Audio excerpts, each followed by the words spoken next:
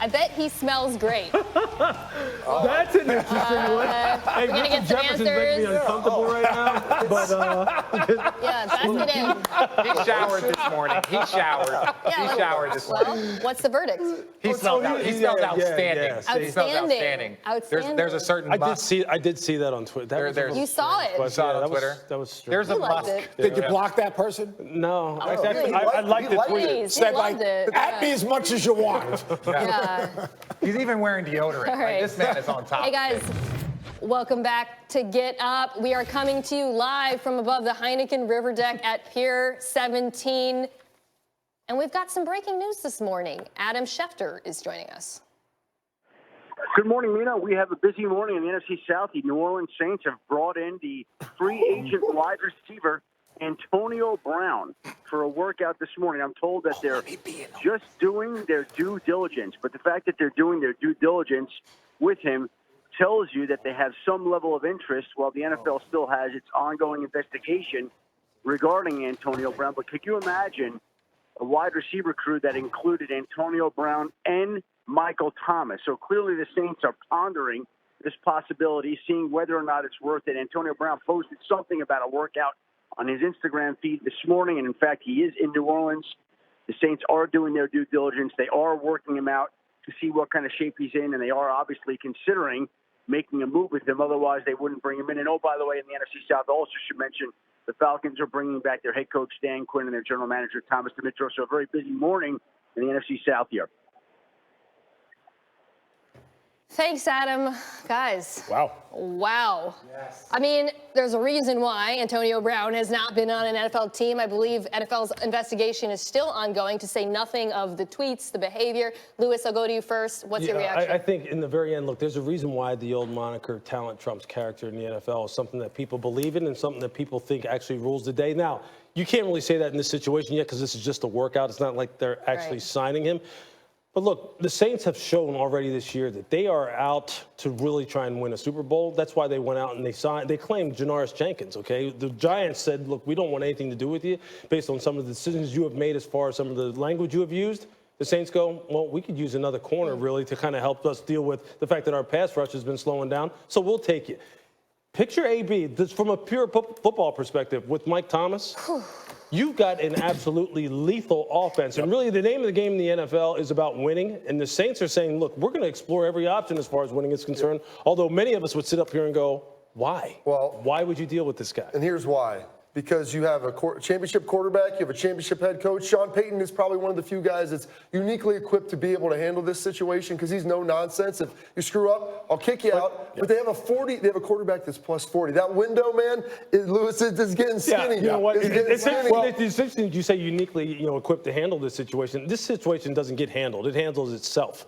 I'll say he's going to make or break it. I'll say this, Lewis. I don't know the legalities of it all, but if you work him out at this point, you sure as heck better sign him because you're already going to get the scrutiny of bringing him in for a workout. Now that you've taken the brunt and the burden of the major backlash, and again, I don't know the legalities, but now that you've taken the brunt and the burden of the backlash, somebody else is going to benefit off you bringing him in for a workout. And I want to just, follow on that. I was kind of vague. I said he's being investigated. Nothing has changed. Yeah. He still sent those harassing texts to the women who accused him of sexual assault that led to him getting kicked off the Patriots. That happened. That hasn't changed. Well, and this is forcing the NFL. They say they've been investigating. Like, they haven't had to do anything because He's they not on haven't a been roster. pressed to it to get to a roster.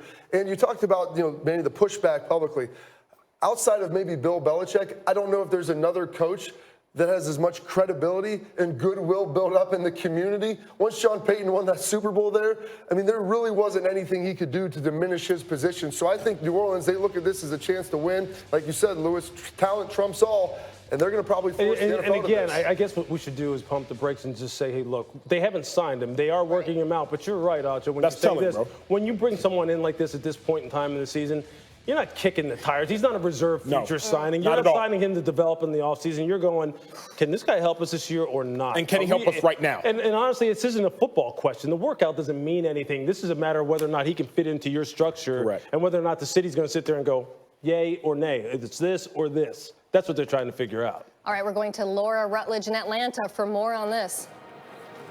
All right, thanks so much, Mina. And yeah, breaking news as we find out that the Saints are working out Antonio Brown. And this actually just came across our phones as we were sitting here, kind of like everybody else. And Marcus, your initial reaction to hearing that the Saints would work out AB? Sean Payton is like, NFL, I got something for you. You know, obviously, we've heard all of the turmoil with Sean Payton dealing with the referees, feeling like it's been some calls. Obviously, the window is tight. Drew, 40. Saints in a position to win the Super Bowl. They feel like they're maybe one player away. And if you bring Antonio Brown in with Michael Thomas, it changes everything. But with that being said, this dude like a pit bull off a leash.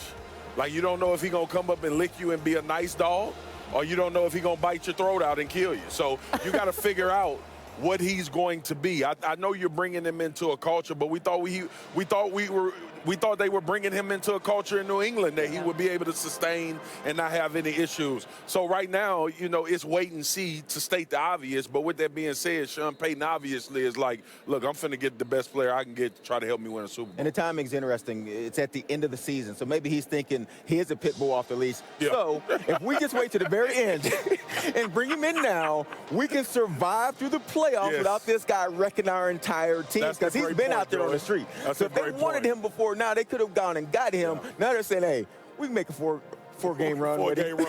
Well, it's interesting, and I think to Lewis's point and also everybody there's point in New York, the fact is they're bringing this guy in knowing that they're going to get the scrutiny for bringing him in. So at this point, it makes all the sense in the world. If you're going to bring him in, you got to sign him. Yeah. Would you say, like, if you're in charge of the Saints right now, if you're Sean Payton, is this something that you would do?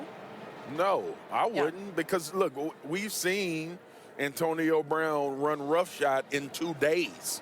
Joe is saying 4 weeks through the playoff, and hopefully you can sustain it, but we don't know that, right? And that's what I was saying about Antonio Brown when we were having the conversation about possibly bringing him back to New England. The problem is there is no sustainability. You don't know. The NFL is built on sure things. That's what guys want to know. You don't have to be a Pro Bowl or All-Pro Bowl. We need to know you're going to show up every Sunday and do your job. You have no idea if Antonio Brown going to do that. One sure thing that you do know is he's talented. That's it. I don't think because they worked him out that they have to sign him. I think that they might just be looking around and say, hey, let's create some waves. Yeah. Let's just create some waves going into the playoffs. Make people think about some different things. They don't have to sign him, but could you imagine? Could you imagine Antonio Brown on the other side of Michael Thomas? I mean, it would be scary. It feels like it's almost indefensible if that ends up being the case. I guess at some point in the future.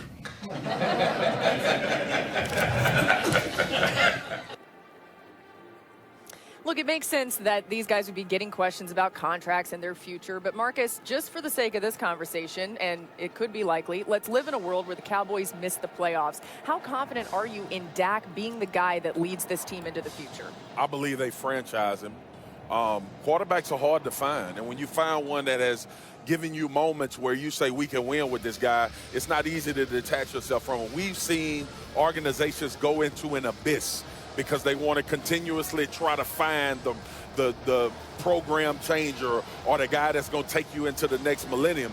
I think Dak is a formidable quarterback. I believe that you can win football games with Dak and possibly make playoff runs. Here's the issue, though. What is that commitment like?